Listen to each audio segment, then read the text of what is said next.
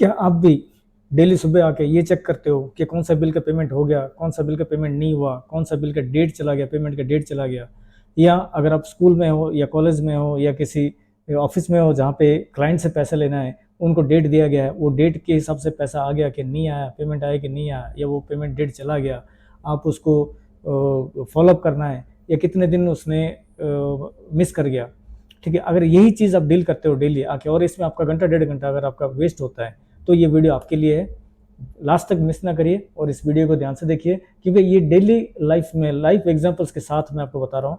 हमारा अगर live example की बात मैं करूँ तो हमारा मोबाइल का जैसा जैसा आपके पास मोबाइल के मैसेज आ जाता है कि आपका प्रीपेड या पोस्ट पेड का डेज खत्म हो गए, आप इमीडिएटली रिचार्ज करो, उसी तरह electricity bill, premiums, installment, EMI, WiFi, इन सब का जो आता है एक पर्टिकुलर टाइम के बाद, डेट के बाद, वो उसको सब्सक्रिप्शन को कैंसिल कर देते हैं। तो यही चीज़ हम अगर डेली अगर आप ये काम करते हो ऑफिस में, तो ये आपको मैं यहाँ पे एक लॉजिक बताऊंगा, एक फॉर्मूला और एक लॉजिक बताऊंगा, जिससे आपका कुछ सेकंड्स में ये काम हो सकता है। अगर आप स्कूल में हो जहाँ पे 3,000 बच्चे हैं, 3,500 बच्चे हैं, किनका फीस डेज वाइज आ गया, नहीं आ गया, जिनका आ गया या क्रॉस कर गया, ये सारा आपका इमीडिएटली स्टेटस के कॉलम पे सारा यहाँ पे आपको सारा पता चल जाएगा। जैसे जिनका पेमेंट आ गया उसका रिसीव दिखाया, जिनका पेमेंट अभी आना है, अभी डेज पड़े हैं तो कितने डेज पड़े हैं वो बता रहा है। ठीक है, जिनका डेट चला गया, कितना डे चला गया, ओवर ड्यू बाई 2 डेज, वो भी बता रहा है। ठीक है, और यहाँ पे ये सारा चीज़ आपको ये तीन चीज़ें हमें चाहिए होता है, ये 3 चीज़ें आपको इसी सेल के अंदर मिल जाएगा। और इसको लास्ट तक देखिए, अगर यहाँ तक आ गए तो ज़रूर सब्सक्राइब करिए और प्लीज़ बेल आइकन को भी हिट करिए, ताकि मेरा नेक्स्ट वीडियोस में जो भी आएगा, नेक्स्ट वीडियो जो मैं बनाऊंगा वो बनेगा इंटरेस्ट कैलकुलेशन के ऊपर बनेगा, तो आप ज़रूर पहले आपके पास उसके मैसेज पहुंच जाए। So please subscribe and hit the bell icon. अभी और देर ना करके हम स्टार्ट करते हैं, ये फॉर्मूला और लॉजिक कैसे लगेगा। आइए, सबसे पहले देखिए डेट। ठीक है ना, यहाँ पे जो डेट हमने दिया है, यहाँ पे डेट लिखा हुआ है, ये हमेशा कैसे कैलकुलेट होता है, आज के डेट से और इस डेट में जो फीस का डेट है, इनमें डिफरेंस को लेके हम कैलकुलेट करते हैं। ठीक है ना, तो इसके लिए फॉर्मूला क्या है हमारा, टुडे। टुडे फॉर्मूला अगर मैं लगाता हूँ यहाँ पे इक्वल टू टुडे अगर लगाऊंगा, तो मेरा डे एवरी डे मेरा क्या होगा, अपडेट हो जाएगा, डेट अपडेट होकर उस हिसाब से इसके साथ कैलकुलेशन चलेगा। ठीक है, अब मैं स्टेटस में आके पहला फॉर्मूला लिखूंगा। अब यहाँ पे हमारा क्या है, रिसीव, ओवरड्यू और टाइम रिमेनिंग, ये 3 चीज़ें हमें चाहिए। इन 3 चीज़ों के लिए आप थोड़ा सा लॉजिक लगाओ, क्या क्या चाहिए। अगर मुझे पेमेंट ड्यू में जो अमाउंट है वो पेमेंट रिसीव में अगर आ गया, तो मुझे यहाँ पे रिसीव दिखाना है। ठीक है, सो इसके लिए मैं पहले क्या करूँगा, कंडीशन चेक करूँगा। इफ़ जो पेमेंट ड्यू का सेल के अंदर जो वैल्यू है, if that is equal to payment received sale value, तो मेरा क्या हो गया, वो ट्रू हो गया, और मैं यहाँ पे क्या दिखाऊंगा, रिसीव्ड दिखा दूंगा और काम खत्म करूंगा। ठीक है, अगर नहीं है, जैसे इस केस में अभी ये तीनों जगह खाली पड़ा है, अब यहाँ पे क्या करना है, हमें इस डे और इस डेट के बीच में डिफरेंस को देखना है, कौन सा बड़ा है, ये वाला बड़ा है या ये वाला बड़ा है।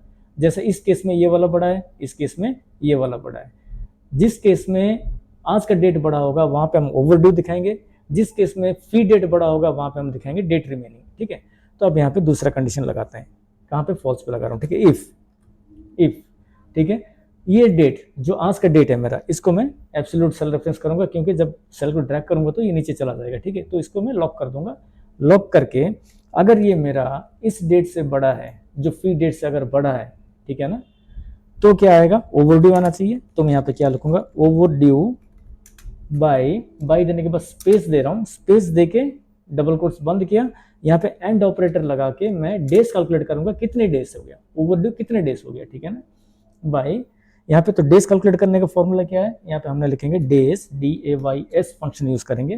फंक्शन यूज करके हम क्या करेंगे, ये डेट, आज का डेट, ठीक है, इसको फिर लॉक करूंगा मैं, जहां पे भी मैं आज का डेट यूज करूंगा वहां लॉक करूंगा, कॉमा और फी डेट, इन दोनों का डिफरेंस वो निकाल के बता देगा। ठीक है, ये आ गया।